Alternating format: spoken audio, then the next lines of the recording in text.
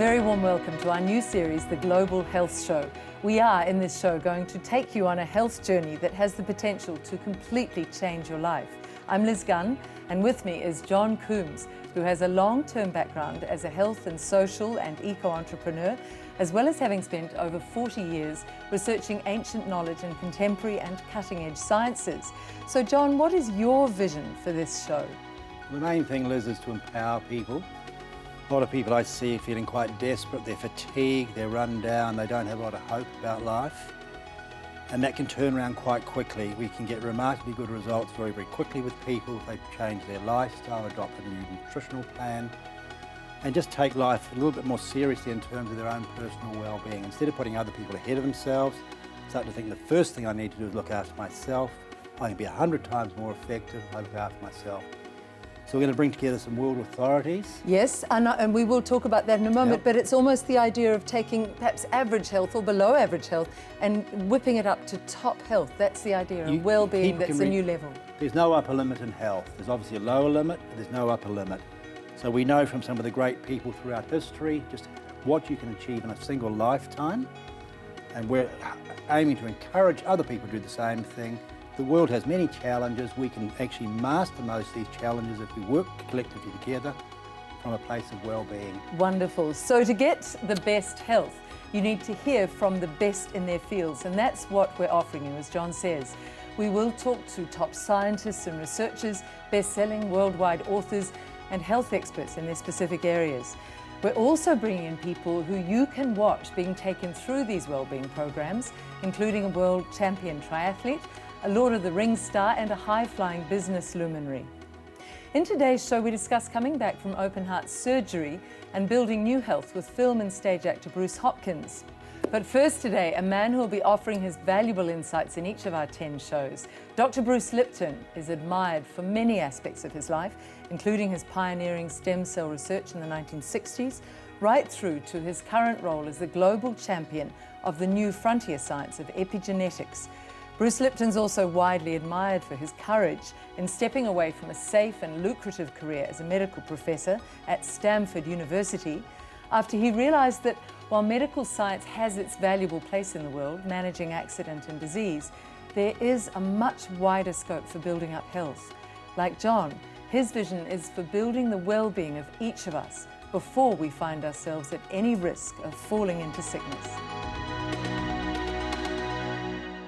So it's a very warm welcome to Dr. Bruce Lipton. Welcome, it's lovely to talk to you. And your book, Spontaneous Evolution, is very inspiring, Bruce, as I'm sure many have told you. There's a line in it I wanted to start with. You say the process of evolution can be seen as an environment constantly seeking to rebalance itself. Tell me about that. That's inner and outer in all of us, in the world, isn't it? Yeah, basically, what we understand about life, it lives in a very defined parameters. Not too high temperature, not too low temperature, just the right amount of oxygen versus carbon dioxide. So there's an environment that's just right. But when organisms are introduced into the environment and are growing in the environment, they're using up metabolites, they're throwing waste matter back in, they're influencing other organisms. So every organism comes in the environment seems to offset the balance to a certain degree. And then what nature has a tendency to do is to bring in another organism, a new one, to try and bring into balance. So, I mean, a very simple understanding is this. Before there were animals, there were only plants. I say, well, yeah, but plants give off oxygen as part of their cycle of photosynthesis. So plants are giving off oxygen. Well, what happens is if you just have plants, there's a point where the amount of oxygen in the atmosphere becomes so great because it's the waste product, in a sense, of the plant, that what actually happened in history is the Earth caught fire. It caught fire a few times because of a lightning strike in a very high, rich oxygen environment, the whole thing flammable. So in order to keep the oxygen level from going too high, animals are introduced because animals use the oxygen and then give off carbon dioxide, which is actually used by the plant. So all of a sudden it says when you bring plants and animals in the same time, you can keep balance because the plant's excess oxygen used by the animals excess carbon dioxide used by the plants, and next thing you know, we're in perfect balance again. So that's how nature does it. So it's an incredibly optimistic view, Bruce. You could say that all of this climate change and climate warming will be rebalanced because the earth always looks for balance. It will always seek balance, and the question is, will we be here as part of the balancing act? That is still a question that's up in the air, because right now it's like 50-50. The extinction is looming, meaning that humans have, you see, every organism that comes in, as I said, brings more balance in and more power in influencing balance. So you say, where are humans in this? I say, well, pretty much at the top of the pile. I said, but what relevance is that? They have more power in balancing the environment than anything underneath them. I said, well, this is really good, except if you didn't understand that humans were supposed to bring balance, that same power could be used in a negative way and destroy the environment. This is what we're finding right now, that humans have altered the ecosystem so much in a negative way that we are threatening our own existence as well as the web of life. And many people feel helpless and hopeless there. One of the things is to raise the level of health. I know, John, this is what your whole mission in global health is, get individuals so healthy, thinking so clearly, that they want to help the greater good. Would you agree with that? 100%. The idea is this, there's a tendency that, oh, there's so many problems in the world. Let's go out and fix the problems. The old hippie days, they had a saying, before you go out and save the world, take care of your own backyard. And this is what I think John is really trying to emphasize. Before I can go out and say, let's bring health to the world, if I'm not healthy, then what contribution am I offering? So first I become healthy, and then once I live and I'm becoming healthy, I create health in my environment. Each one of us then creating health collectively adds up to this thing. You can't send a bunch of people that are not healthy out into the world and say, make the world healthy. They're not healthy to begin with. They're not balanced. No. You've just summed up our whole program. Thank you. Our oh whole my God, series. There's so many minutes. We can replay this now over and over. Exactly. Okay. But I want to talk about how individuals do that process and what you're talking about in this book and all your books about the belief processes that can be tweaked, if you like, so that you take much more responsibility for the self. Well, yeah, because look at it this way. We have been programmed through the nature of the science and the nature of the industries that profit from us to have us feel that we are powerless. Now, I have no control over my health. I have no control over this or that. So generally, what have people been programmed with? Irresponsibility.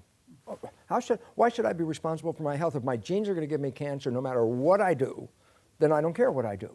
And then we program irresponsibility in, and then nobody's responsible for anything. And then it turns out the whole thing's falling apart because the primary understanding was we are responsible for our lives and those around us.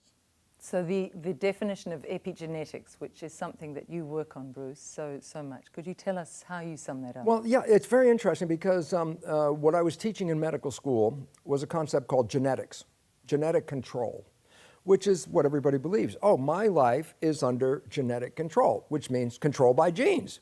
Well, then think about it. As far as we know, we didn't pick the genes we came with. If we don't like the traits or the genes that we have, I'm sorry, you can't do anything about that. You've got these genes, and you can't control the genes. Well, if I buy into that story that says, my God, my life is somewhat predetermined by my genes, and I have no power over them. It creates a helplessness, a victim sort of mentality. Victim, and it's very interesting because on a business model, if somebody perceives they're a victim, then somebody else is going to come in and say, I'm the rescuer. And if you have a rescuer, then the victim says, I will give you what I have for you to rescue me. I have no control over my life, but you know, and therefore, how much money do you want? And all of a sudden you start to realize how the so-called rescuers came in, but not to really help us, but to capitalize on the fact that we believe we're powerless, and we offer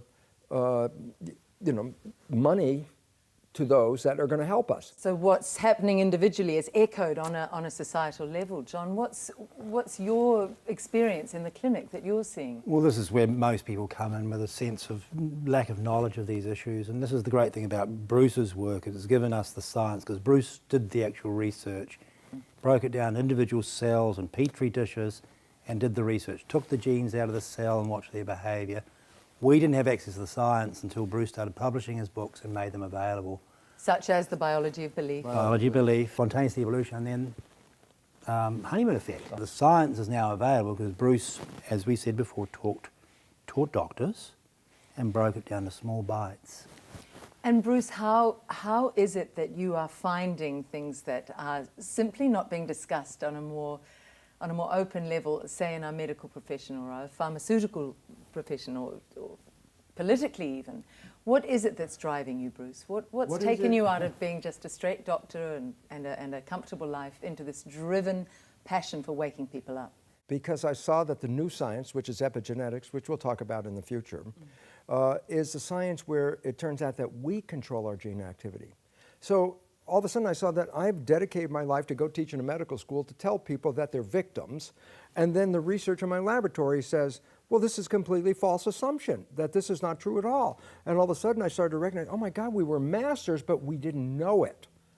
And once knowing that, I said, no, I stopped teaching. I had tenure. I walked out of the university. I said, I can't teach this anymore. I know I'm teaching incorrect information. My motivation is what? To give people the freedom of knowledge. Knowledge is power. And most importantly, a lack of knowledge is a lack of power. And without knowing about the nature of epigenetics, we have been disempowered to believe that we are victims. And just the awareness of epigenetics allows us to take power back over our lives.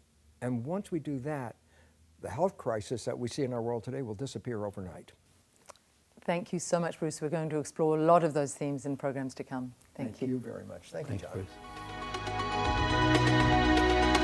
Now we talk to actor Bruce Hopkins about his quest to return to optimal health after major surgery.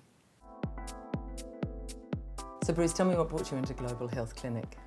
I had at the start of the year, end of January, I had a major medical procedure, open heart surgery, to remove an aneurysm that was discovered at the end of last year, totally by chance. My aorta, my ascending aorta had blown out.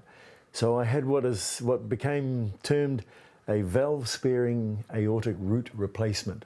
So they've replaced that pipe above my heart. And it's major surgery. To give some idea, I wouldn't normally ask this of my guest, but could you show us that scar and how long it is? I'm going to speak to some of your other guests and see if you do normally ask this one. So it's a large it's scar. open heart, yeah. So it's, So you come from a background of extreme fitness, let's say, in the acting and dancing world. I remember you in Limbs when I was at university, and since then you've done what? You've been in Lord of the Rings in a very physical role. Tell us a bit about your state of fitness before this. Oh, well, yeah, well, I like to think I keep really fit. You know, for my age especially, I'm not trying to get to the Olympics, but I exercise pretty much every day. So I do my own yoga. Every now and then I get myself to a yoga class to touch base with the technique a bit, but I do my own stuff at home, ocean swim. I've done some of the state ocean swim series, etc., and I ocean swim whenever the tides are right where I live, and do steps running. So I try to run like a kilometre of uphill steps 3-4 times a week. And let's put it in context. In the Lord of the Rings, you were taken on in a role.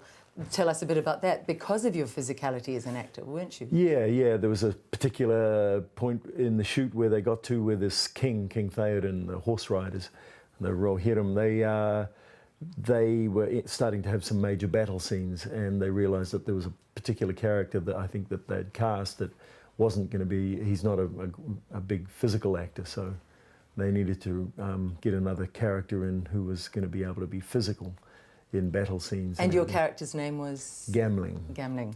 So gambling without the bling. Just for people who might want to look that up. But I ask all of that because you would have been the last person who would have expected heart problems. You would have probably put yourself in a very fit, healthy category. Would that be fair? Yeah. We do have some family, history. Like my mum has had issues when she was a young girl, major stuff, and she's lived with, been on warfarin for years and years, and that's the kind of thing I want to avoid. I don't want to be sort of relying on medications all the time. And unfortunately, my brother, who is 4 years older than me, he died of an aneurysm in his groin, coming up 5 years ago. So there's a kind of a little history background there, but certainly wasn't expecting. I'd been getting checked up, some scanning after my brother died. I got told, because I was a male and the age I was, that I should probably just get some scans, and it didn't pick anything up. This came out of the blue.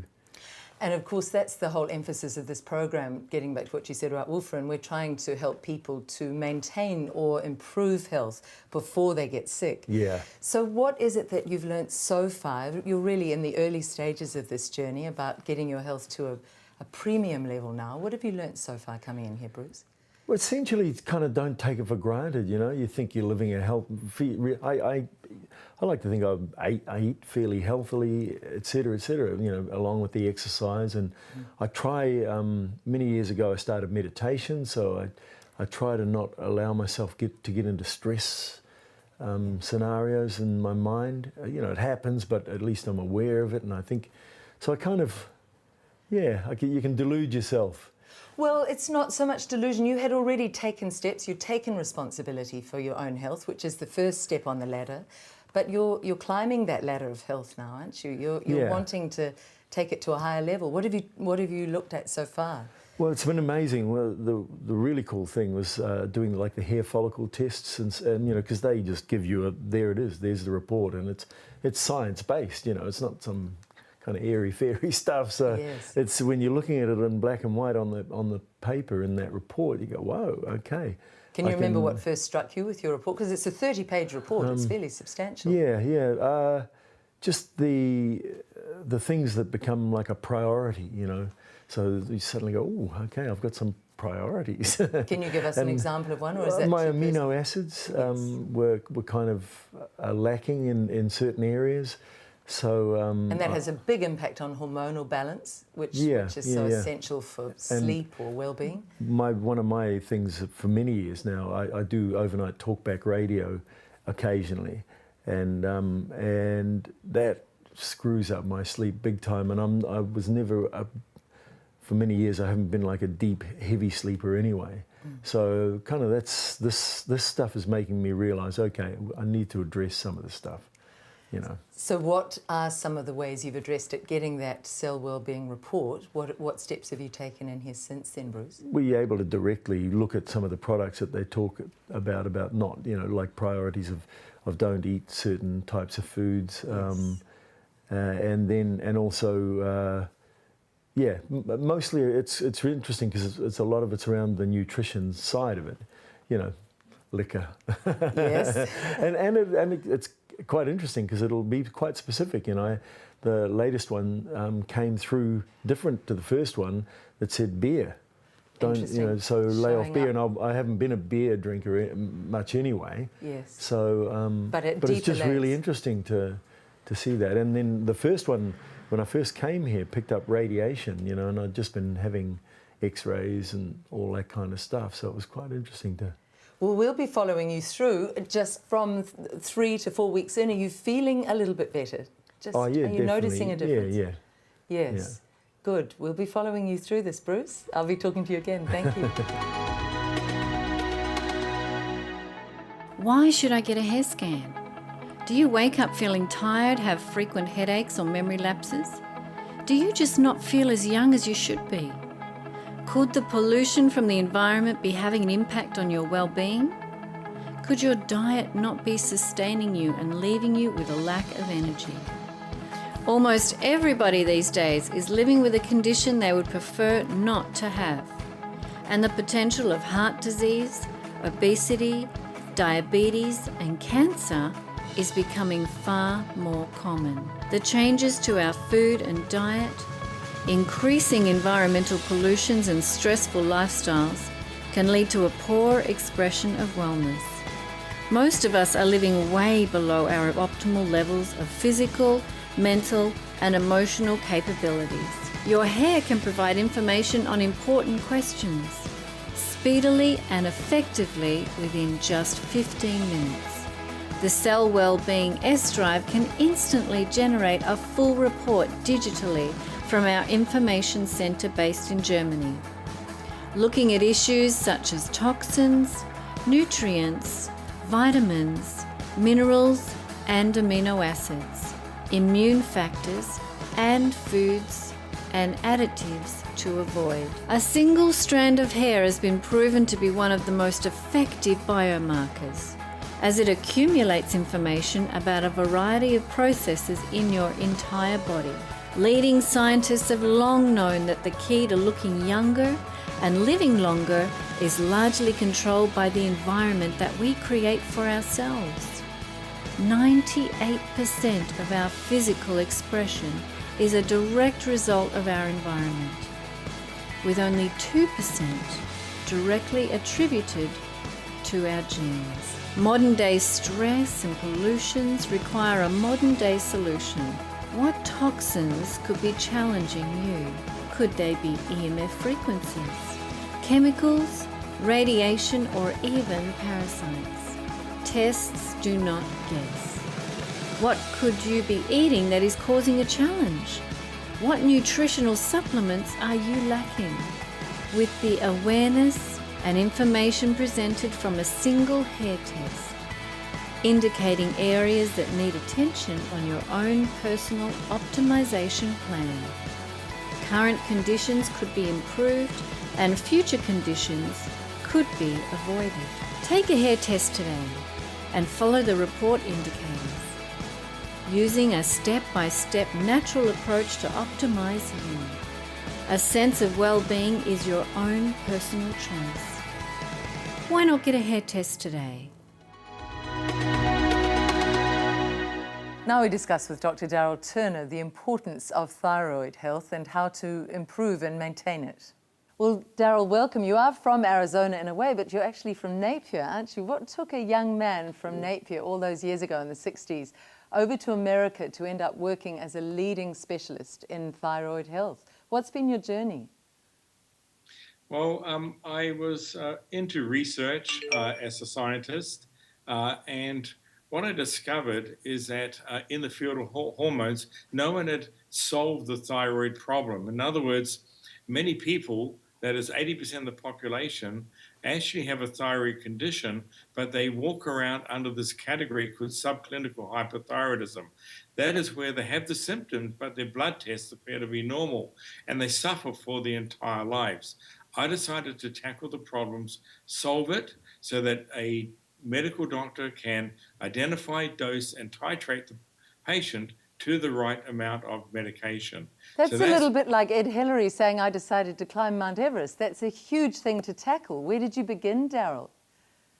I began by researching all the different ways of identifying thyroid conditions, and I decided that reflexes and symptoms were the best way to do it. In fact, on my research, I came across a statement by a very famous doctor called Dr. A.J. Bayliss, head of the Endocrinology Society in England, head of the Lister Hospital, Department of Endocrinology, the endocrinologist of the Royal Family, and he stated to the Endocrinology Society a few years ago that none of the blood tests were accurate. That is, none. The only thing that was accurate was symptoms and reflexes. So let's look at those. Let's look at those symptoms, because people at home watching might recognize some of what you say are the leading symptoms of thyroid imbalance or lack of health there. What sorts of symptom groups are you talking about? Well, the main symptoms that you can easily identify, even when you look at a person, is where the weight distribution is, if they're tired and lethargic, do they have cold extremities like the tip of the nose, feet and hand are cold. In other words, are they wearing a jumper or a jersey when everyone is standing around in their shirts? And their general well-being. It affects the quality of their life. What's the weight distribution that you mentioned? Could you elaborate? Weight distribution happens around the middle. It's called the 3 spare tires. And quite often people are quite slim, but they still have these spare tires or even little tires around their middle. So tell me where you took your research then. How did you start to solve all this puzzle of problems with the thyroid? Well, I decided that the neurotransmitters, that's the brain, plays a major part. So I decided to measure the speed of the brain. I decided to measure accurately within, in the field of milliseconds, the speed of the reflexes. And I decided to starting to gather what sort of symptoms people had. And of course, it lowers the resting metabolic rate. That is why you have the weight gain around the middle. So I decided to measure the resting metabolic rate. And what were your results with the patients with whom you were working, with your subjects on whom you were testing these things? Well, I actually did clinical trials on 2,200 people over 3 years, and I collected all the data, and I employed a person who analyzes the data to actually come up with a formula that runs through my computerized system that actually tells you with 98.5% accuracy what's happening with the thyroid and how much dosage you need. So this has been really scientifically tested on a wide group. It's been proven. You're finding good results. What's the uptake been in the medical profession, Daryl? The uptake in the medical profession, let's just talk about United Arab Emirates, for instance. They have decided basically to make this a standard protocol for the entire country because it's a leading cause of diabetes, stroke, heart attack. The list goes on and on and on. The medical health systems, for instance, in the United Arab Emirates, cannot afford the 50% diabetic rate that they have. And they decided to do something about it. I was invited over there by the ruling family. I put all 121 members into treatment with quite incredible and remarkable results. And now this is going to become standard protocol throughout the entire country. So that raises the issue of the treatments for this. Once you identify and you know that there is a problem, what do you do to help this thyroid become much stronger and healthier?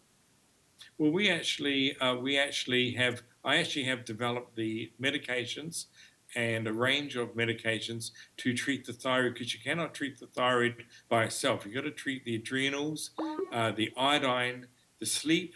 So you've got to treat all what we call the core hormones. So I developed a core hormone system that actually performs very well. By the way, during my clinical trials, I also developed a treatment for a thing called reverse T3, which is caused by stress. And of course, I'd also discovered how to put Hashimoto's into remission and how to cure it. And I also have the treatment protocol for Graves. These are autoimmune diseases that are associated with hypothyroidism.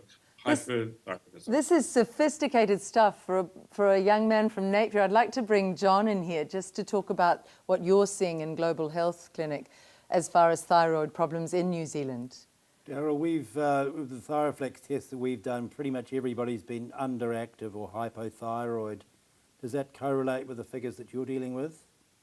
Yes, yeah. In fact, the Broda Barnes and Terry Herdog, the number 1 and number 2 thyroid experts in the world, estimated in their book that it was about 80%. Yeah. We have found that it is about 80% in random trials, random testing, and in clinics like yours. Thank you, Daryl. That's wonderful to get those links of the symptoms of thyroid, the heart issue that is a problem for many people in New Zealand. And I think we'll be following you through in future programs. Dr. Daryl Turner, thank you for your time today. Thank you, Daryl. Nice to see you again. And so we come to the end of our first Global Health show in this series, listening to Dr. Bruce Lipton explaining the need for self-responsibility, that we are responsible for our lives, that we're not victims to our genes, that we no longer need to cede our own power to others, was for me very inspiring, and I hope for you also. On our next show, we talk about the role of the heart with Bruce, and then the importance of adrenal health with Dr. James Wilson, who's authored a pioneering book on adrenal fatigue. We also talk to Vivian Berry, who explains the crucial need to integrate our heart with our brain and our gut to manage stress and to achieve optimal health. And on that note, I wish you all optimal health. I'm Liz Gunn.